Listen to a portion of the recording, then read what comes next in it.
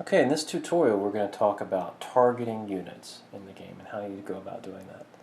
In a future tutorial we're going to talk about line of sight in detail as well as resolution of those targets. So again, this tutorial only covers targeting units in the game. So say we have this particular situation. We've got a Sherman tank over here, some infantry in a building, a Panzer IV, and some other infantry back here, as well as a Messerschmitt that's at the edge of the map in a declared flight path.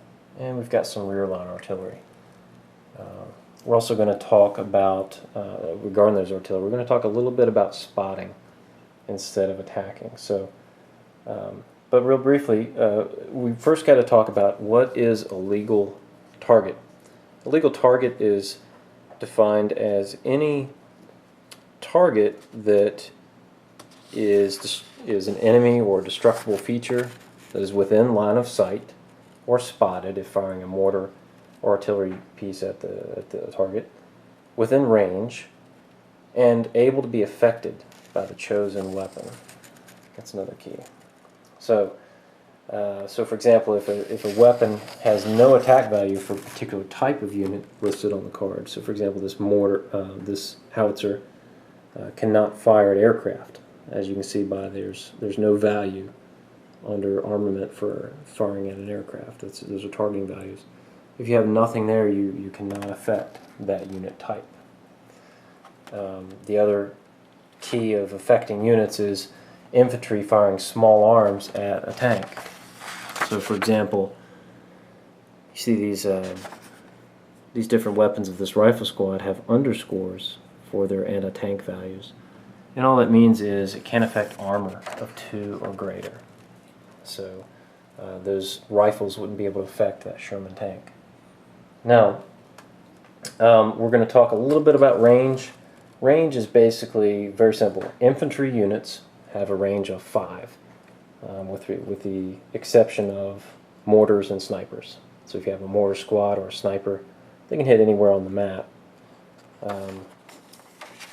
Mortars, snipers, tanks, and frontline guns all have a range of anywhere on the map. This is a very compact frontline map, and so basically units are considered within range to any target that they can see. And that's the key, is they have to see it. We're going to talk in detail about line of sight in the next video, but that is the other restriction, is line of sight and range and able to be affected. So an aircraft range, aircraft can affect anything within their flight path. So for example, that aircraft could not target the Sherman in row B, but it can target the intact house in row A, or the rifle squad with a strafing run. So again, aircraft have to target something in their declared flight path. Units that are close range, in other words within one space or the same space, receive a bonus 3 to attack each other. And then a couple final things with range is mortars. So for example, this mortar squad under here have a minimum range of 3. So if you were to count that out, 1, 2, 3, that's my minimum fire. I can fire beyond that, no problem.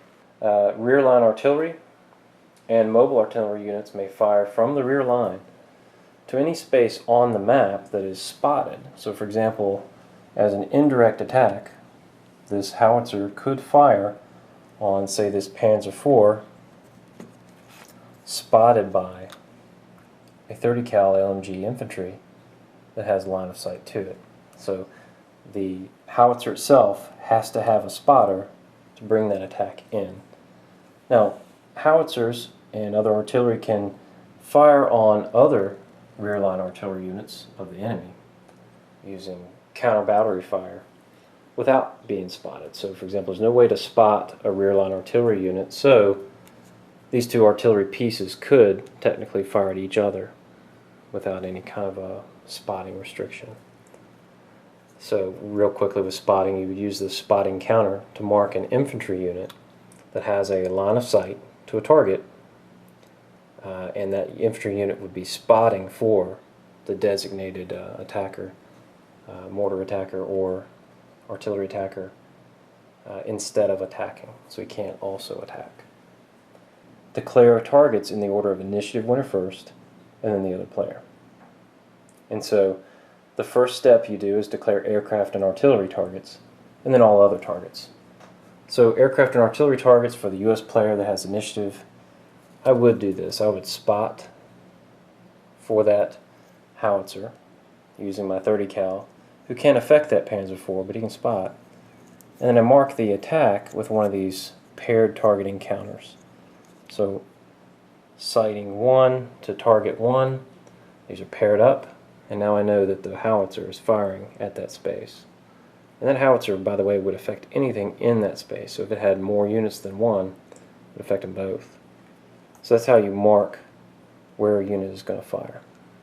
So there's this target, there's the source, and actually when the fire is executed, you flip it over, you see the red slash. So it's just a way to track who has fired and where they're firing. These numbers are not an order mechanism, so I can execute these attacks in any order I want when it's my turn to choose, but they're just required to be paired to each other.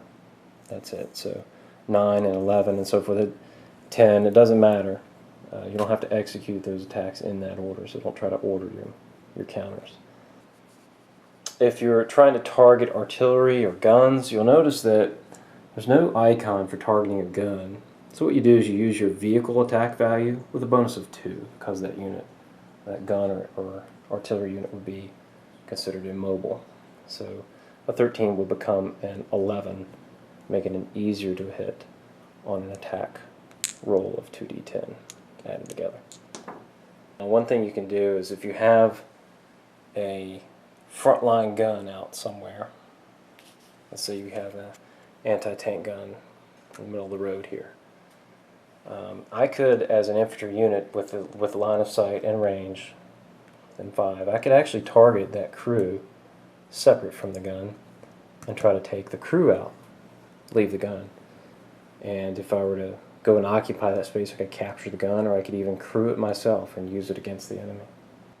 Aircraft may be targeted from the ground by any frontline unit that can affect the aircraft. So for example, this Sherman has an anti-air 50 cal. And even though this Messerschmitt is declaring a flight path over row A, that Sherman can affect that Messerschmitt because he's on the front line and he sees the aircraft coming.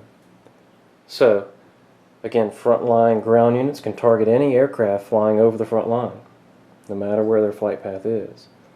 If an aircraft flies over the rear line, however, frontline units cannot target that aircraft. Only rear line artillery, such as a flak gun, could actually target an aircraft flying over the rear line. And as you declare all of your attacks as the U.S., you then pass it to the, or as the initial winner, you then pass it to the opposing player and go from there. So again, we're going to talk more about line of sight and combat resolution in future video tutorials.